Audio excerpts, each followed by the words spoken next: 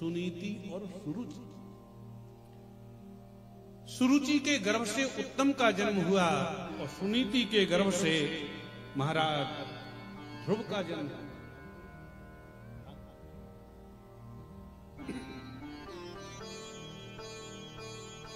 उत्तानपाद महाराज अपनी छोटी पत्नी से बड़ा प्रेम करते थे। ध्रुव जी थोड़े से बड़े हुए, एक दिन खेल खेल में जाकर के अपने पिताजी की गोद में बैठ गए तो महाराज सुरुचि ने डांट दिया, अरे बेटा ध्रुव, जिस सिंहासन पर बैठने का तुम दुष्स्वप्न देख रहे हो, ये तुम्हारा स्वप्न कभी पूरा नहीं होने वाला। यदि इस पर बैठना चाहते हो तो जाओ, तपसाराध्य पुरुषम, कठोर तपस्या करो और भगवान जब प्रसन्न हो जाएं तो उनसे वरदान मांगना कि अब की बार मेरा जन्म हो तो सुरुचि के गर्भ से हो, क्योंकि तूने अभी अभागिन मां के उधर से जन्म लिया, इसलिए दुर्लभे थे मनोरथा। ध्रुव जी महाराज दौड़े दौड़े आए, ऐसे श्वासें ले रहे हैं जैसे दंड यतो यथा अही, जैसे काले नाग में कोई डंडा मार दे। सुनीति मां के पास में आए, सारी घटना सुनाए। सुनीति मां बोली, बेटा तेरी सौतेली मां ने ठीक ही कहा, तू बार बार अपने पिताजी का परिचय मुझसे पूछता था, पर मैं तो तुझे तेरे पिता का पता ना बता पाई, और धन्य तो तेरी सौतेली मां है जिसने परम पिता परमात्मा का पता बताया। तो मां वो कहां रहते हैं मेरे प्रभु? बोले वो तो सब जगह रहते, उनका तो नाम ही है विष्णु, देवेष्टि व्याप्नोति सकलम जगत। तब तो ध्रुव जी महाराज निकल पड़े।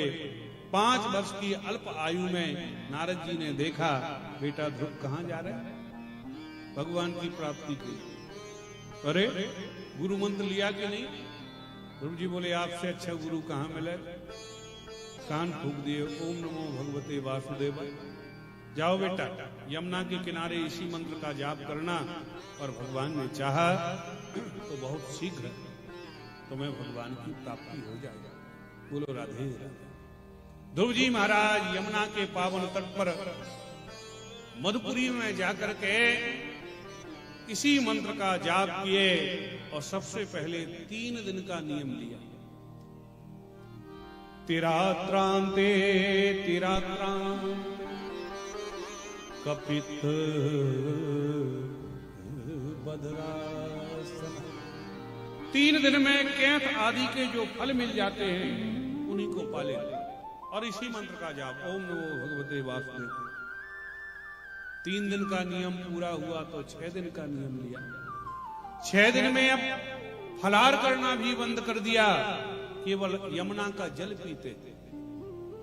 और 6 दिन का नियम पूरा हो गया तो अब 12 दिन का नियम लिया और जल पीना भी छोड़ दिया। 12 दिन में केवल एक बार श्वास लेते थे, वायु आहार करते थे। और अब की बार ऐसा प्राणायाम चढ़ाया ध्रुव जी महाराज ने कि तीनों लोकों में हाहाकार मच गया। समस्त देवी देवताओं की प्राण वायु अवरुद्ध हो गई, सब घबराने लगे। भगवान के पास में आए, मैवम विदामो भगवन प्राण रोधम, रक्षा करो प्रभु, क्या हुआ? हम लोग श्वास नहीं ले पा रहे। भगवान ने नेत्र बंद करके देखा तो बोले, मां वैष्णवालम कपया दुरत्या। अरे मत घबराओ देवताओं, एक किसी दैत्य का प्रकोप नहीं, हमारे भक्त ध्रुव के प्राणायाम चढ़ाने का चमत्कार है।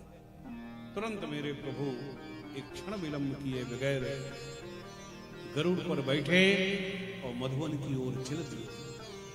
और आज भगवान मधुवन में अपने भक्त ध्रुव को दर्शन देने नहीं जा रहे।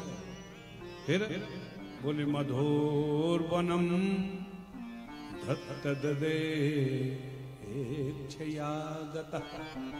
अपने भक्त ध्रुव के भगवान दर्शन करने के लिए जा रहे हैं।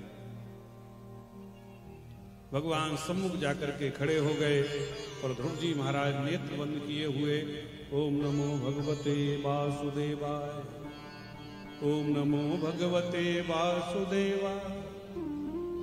भगवान को बड़ा आश्चर्य हुआ कि मैं सामने खड़ा हूं, यह है कि नेत्र ही नहीं खोल। जो मेरे प्रभु ने देखा, ओहो हम तो इसके अंदर ही बैठे थे। तो अंदर की झांकी को भगवान ने अदृश्य कर दिया। छटपटाहट के मारे ध्रुव जी के नेत्र खुल गए और जो नेत्र खुले तो क्या देखा, जो प्रभु मेरे हृदय में बैठे थे वो ही मेरे सम्मुख खड़े।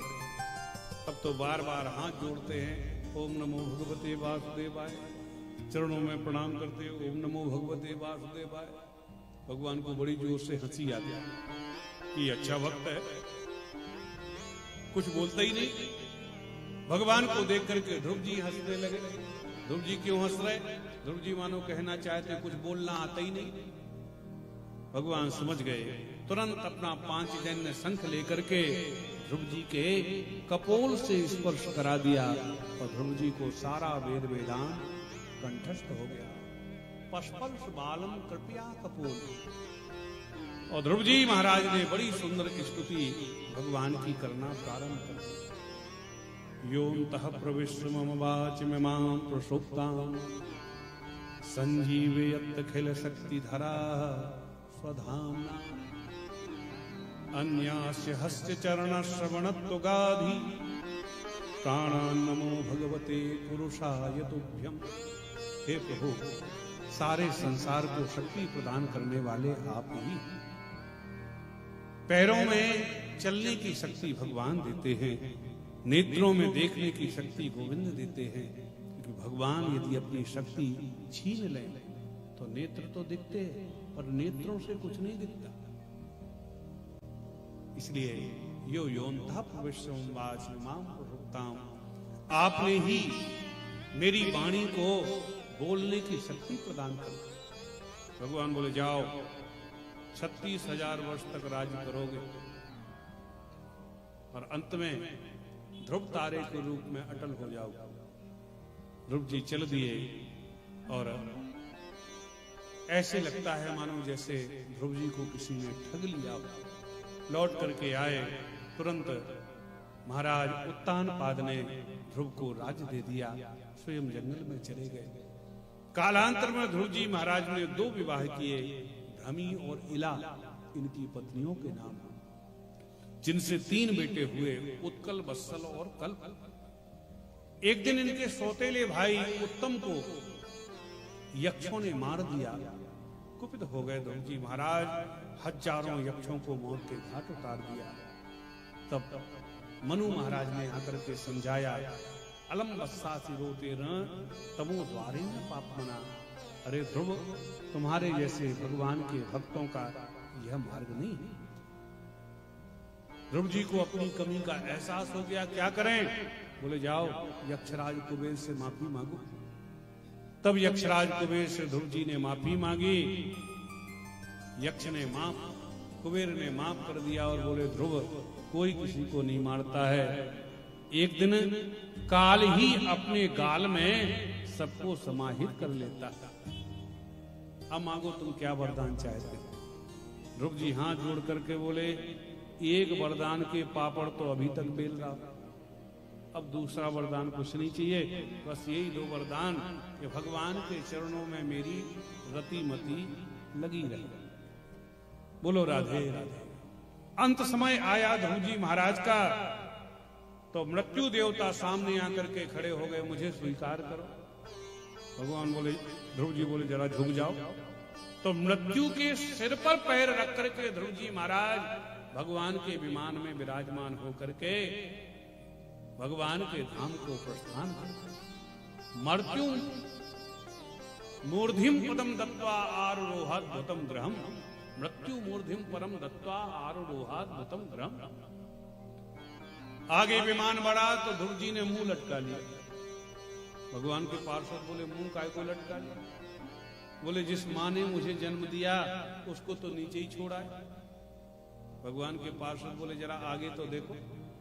तेरे जैसे कुल पावन पुत्र को जो मां जन्म देगी वो तेरे से पीछे रह सकती है?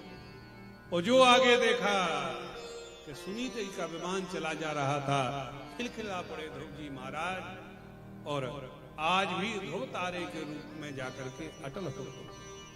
ध्रुव जी के वंश में आगे चल के महाराज अंग हुए, बड़े प्रतापी